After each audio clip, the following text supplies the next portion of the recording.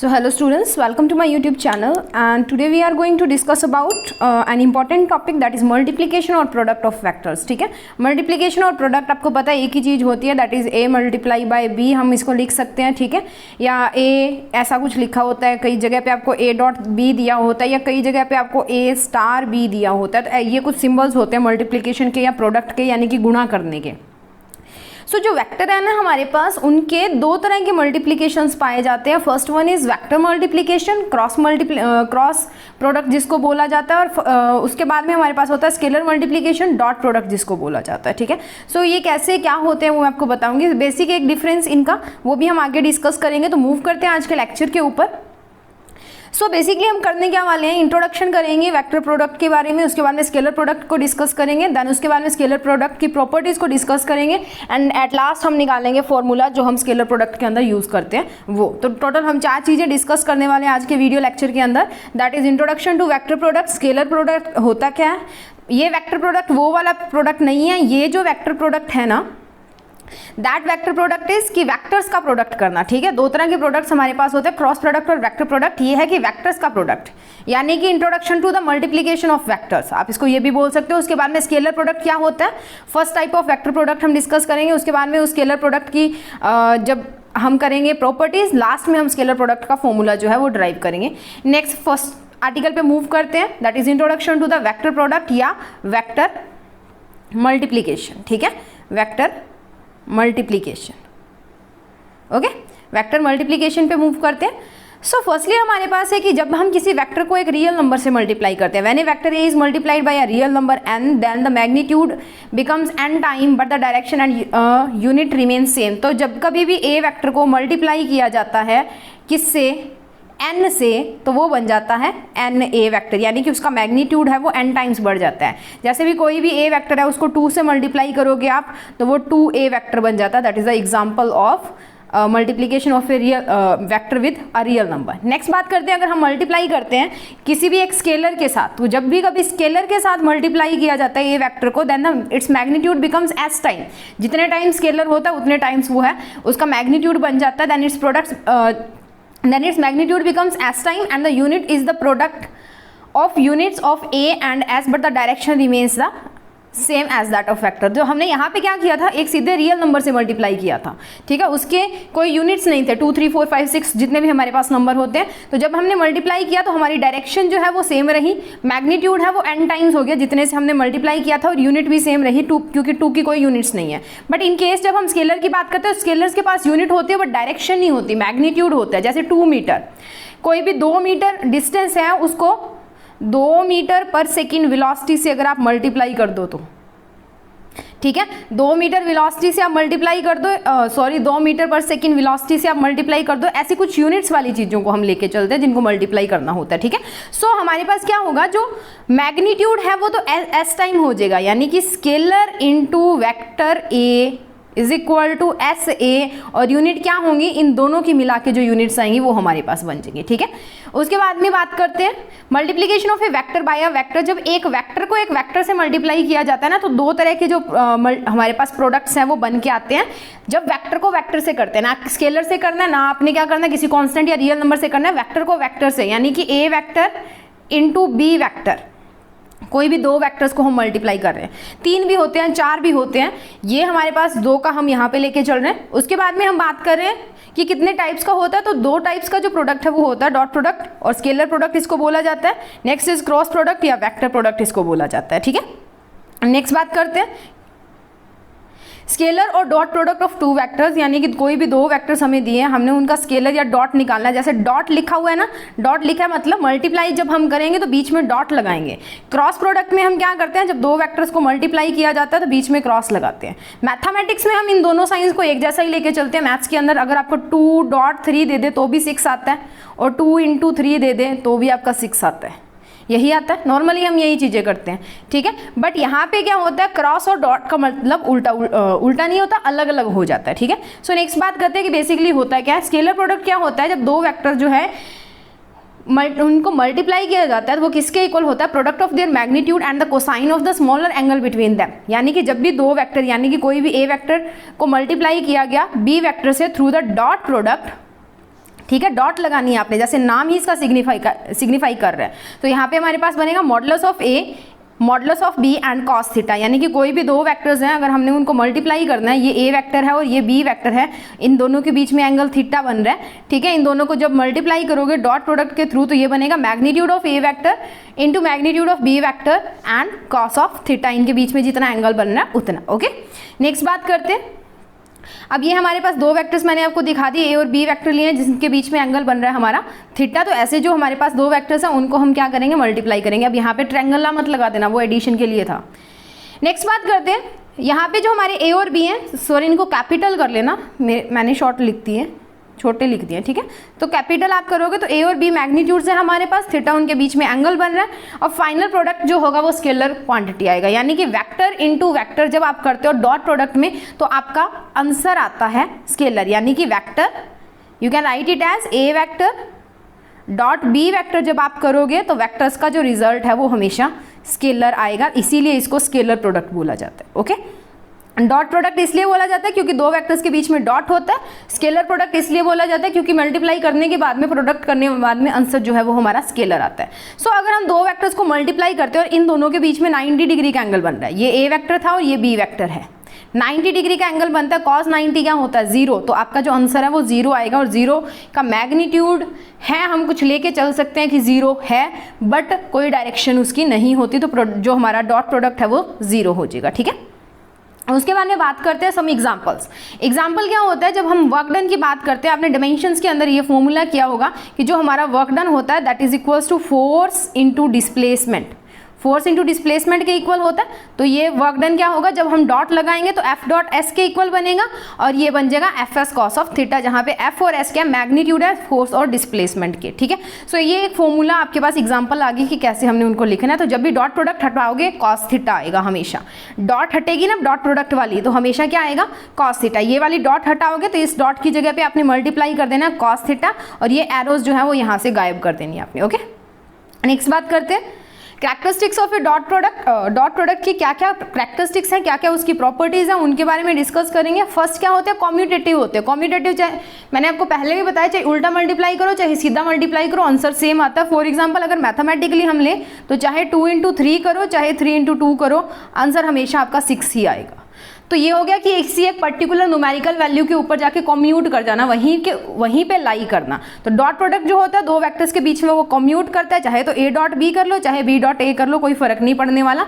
इसका मतलब क्या होता है, it means that order of the vectors in the product can be change without affecting the result. ये होता है डॉट प्रोडक्ट के अंदर, ठीक है। उसके बाद में बात करते हैं डिस्ट्रीब्यूटिव होता है। डिस्ट्रीब्यूटिव का मतलब क्या होता है, अगर आपके पास ए डॉट बी प्लस सी है तो आप इसको ए बी और प्लस जो है ए सी लिख सकते हो, यहाँ पे प्लस लगा लो, a dot b plus a dot c, आप इसको अलग अलग लिख सकते हो, ठीक है। ये था कुछ डिस्ट्रीब्यूटिव होने का नेचर। डिस्ट्रीब्यूट होने का मतलब क्या है, आप चाहे ए को एक बी के साथ डिस्ट्रीब्यूट कर दो, चाहे सी के साथ डिस्ट्रीब्यूट करके फिर इकट्ठा है उनको मल्टीप्लाई कर लो, तो भी हमारा रिजल्ट जो है वो सेम बनेगा, ठीक है। नेक्स्ट बात करते हैं dot product in terms of rectangular components. Rectangular component या यूनिट वेक्टर्स मैंने आपको बताए थे, that is I cap, J cap और के कैप, ठीक है। डॉट प्रोडक्ट में ना एक चीज हमेशा याद रखना, जब सेम वेक्टर्स होंगे तो आपका रिजल्ट 1 आएगा, और जब अलग अलग वेक्टर्स होंगे, यूनिट वेक्टर्स होंगे अलग अलग, तो आपका जो रिजल्ट है वो नहीं आएगा, 0 आएगा, ठीक है। अब स्केलर है ना, तो हमारे पास यूनिट वेक्टर्स क्या होने चाहिए, सेम होने चाहिए, ठीक है। सेम होंगे तो जो आंसर है वो 1 आएगा, अगर उल्टे होंगे तो 0 आएगा, ठीक है।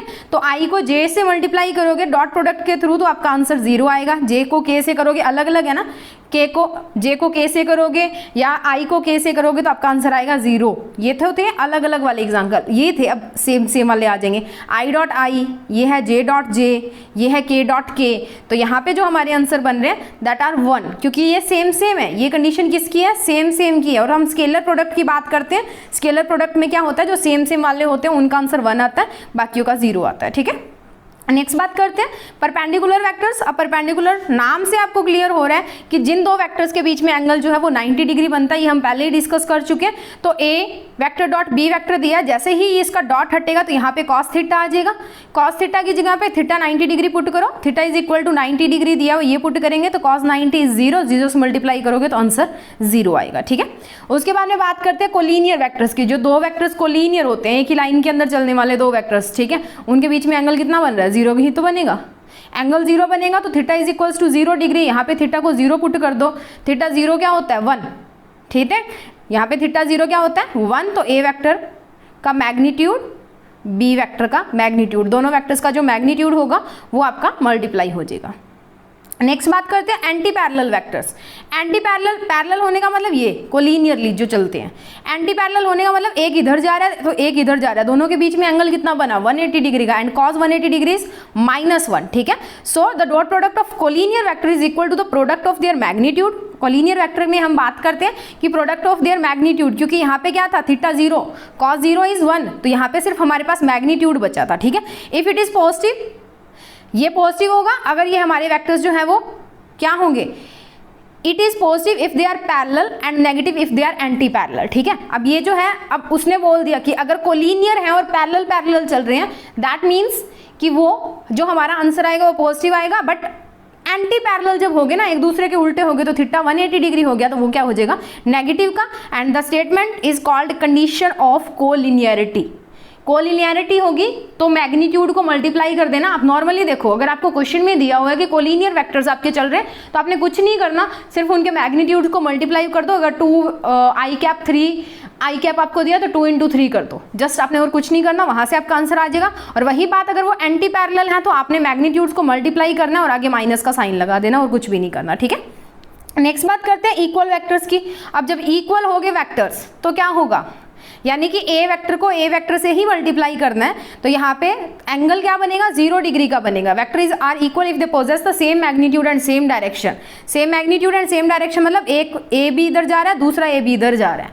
ए को 2 बार मल्टीप्लाई करना है, that is magnitude of a into magnitude of a, cos 0 degree is equals to cos 0 1 होता है, magnitude of a into magnitude of a is a square. तो ये चीज आपने याद रखनी है, जब भी ए डॉट ए होगा तो ए स्क्वायर बनेगा, ओके।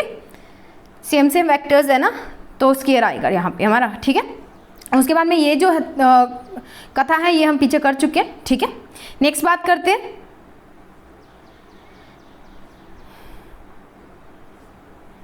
अब है हमारे पास scalar product in Cartesian coordinates. ये जनरली हमारे पास क्या है, इसकी डेरिवेशन है। डेरिवेशन यानी कि मैंने पिछले वीडियो में आपको बताया कि कैसे आप कंपोनेंट्स को रिजॉल्व कर सकते हो। जैसे आपको ए वेक्टर दिया हुआ है तो 3D के अंदर अगर आप इन्हें इसको लिखना है तो ax i cap plus ay j cap plus ay az k cap आप लिखोगे। 2D में लिखना है तो x और y 2 ले लो, 3D में लिखना है तो z लेते हैं। हम 3D का ही लेके चलेंगे क्योंकि बार बार करना ना पड़े, ठीक है। वैसे ही आप b को लिख सकते हो, ठीक है। ऐसे ही आप r वेक्टर जो आपका पोजीशन वेक्टर मैंने आपको करवाया था उसको लिख सकते हो, that is rx i cap plus ry j cap plus rz k cap, ये लिख सकते हो, ओके, ऐसे लिख सकते हो। Is it clear? सो अब इन दोनों को मल्टीप्लाई करोगे तो मैंने आपको बताया कि सेम सेम वाले बचेंगे, यानी कि आई के साथ वाला बचेगा, जे के साथ जे वाला और के साथ के वाला। बाकी i इंटू जे इंटू के इंटू आई ये सारे खत्म हो जाएंगे। तो सिर्फ आपने x वाले को इधर x वाले से मल्टीप्लाई करना है, यहाँ पे जो फर्स्ट में y वाला है उसको y वाले से मल्टीप्लाई करना है, ठीक है। x x के साथ जाएगा, y y के साथ और z z के साथ जाएगा। तो यहाँ पे क्या बनेगा ax bx plus ay by plus az bz। तो डॉट प्रोडक्ट किसके इक्वल आता है, इसके इक्वल आता है। अगर आपको अलग अलग कंपोनेंट्स दिए हुए हैं, अलग अलग डायरेक्शन के अंदर आपने दिया हुआ है, तो आप जस्ट ये सिंपल फॉर्मूला लगाओगे ना तो भी आपका आंसर आ जाएगा। आपको ax की वैल्यू दी होती है, bx की दी होती है, ay दिया होता है, by दिया होता है, az दिया होता है, bz दिया होता है, आपने जस्ट वैल्यूज पुट करनी होती है और डॉट प्रोडक्ट जो है वो निकालना होता है, ठीक है। अब एक चीज और है कि अगर आपको एंगल निकालना हो दो वेक्टर्स के बीच का, तो हम लिखते हैं a vector dot b vector is equal to, क्या लिखा था, magnitude of a magnitude of b cos of theta, ये लिखा था हमने, ठीक है। ये मैं आपको आगे भी कराऊंगी, बट यहाँ से देखो, अगर आपको दो वेक्टर्स के बीच में एंगल निकालना तो जस्ट यहाँ से कॉस थीटा की वैल्यू निकाल लो, that is equals to a vector dot b vector divided by magnitude of a vector into magnitude of b vector. a dot b आपको पता है ax bx plus ay by plus az bz होता है। Magnitude निकालना क्या होता है, under root ax का square plus under root a y का square plus under root a z का स्क्वायर, जैसे रिजल्टेंट वेक्टर हमने निकाला था ना अंडर रूट, ठीक है, वैसे ही इसका मैग्नीट्यूड निकलता है। यहाँ पे मैं लिख के बता देती हूँ कि अगर आपने ए का मैग्नीट्यूड निकालना है तो ए का मैग्नीट्यूड किसके इक्वल होता है, ए एक्स का स्क्वायर प्लस ए वाई का स्क्वायर प्लस ए जेड का स्क्वायर, ये होता है ए का मैग्नीट्यूड। सिमिलरली बी का मैग्नीट्यूड आपने निकालना हो तो बी का मैग्नीट्यूड होगा बी एक्स का स्क्वायर प्लस बी वाई का स्क्वायर प्लस बी जेड का स्क्वायर, ये हमारे पास जो है वो बी का मैग्नीट्यूड आएगा। ओके, आपने जस्ट क्या करना है, एक बी एक्स की वैल्यू पुट करनी है, बी वाई की वैल्यू पुट करनी है, बी जेड की वैल्यू पुट करनी है और उनका स्क्वायर कर देना, आपके पास अंडर रूट कर दो, आपके पास ए एक्स और बी एक्स का मैग्नीट्यूड आ जाएगा। ऊपर वाली वैल्यू आपने ए वेक्टर डॉट बी वेक्टर निकाल लेनी है, तो वहाँ से आपके पास कॉस थीटा की वैल्यू आ जाएगी, कॉस को इधर ले आओगे तो इनवर्स ट्रिग्नोमेट्रिक फंक्शन आपका बनेगा और वहाँ से आपका एंगल आ जाएगा दो वेक्टर्स के बीच में कितना बन रहा है। ओके, कई केसेस में जब आपको डॉट प्रोडक्ट निकालना होता है एंगल दिया होता है, और कई केसेस में जस्ट आपसे पूछा जाता है कि एंगल बिटवीन टू वेक्टर्स आप निकालो, ठीक है, उससे रिलेटेड भी हम करेंगे अभी काम। क्रॉस प्रोडक्ट करने के बाद में दोनों को मैं आपको साथ साथ ही बताऊंगी। सो आज के लिए इतना ही, ये हमारी लास्ट जो है वो स्लाइड थी। इसके बाद हम नेक्स्ट मूव करेंगे अपने क्रॉस प्रोडक्ट के ऊपर। तब तक के लिए इसको देखिए, अच्छे से नोट डाउन कीजिए, अपने नोट्स प्रिपेयर कीजिए और कल मिलते हैं अपने next concept that is cross product के साथ।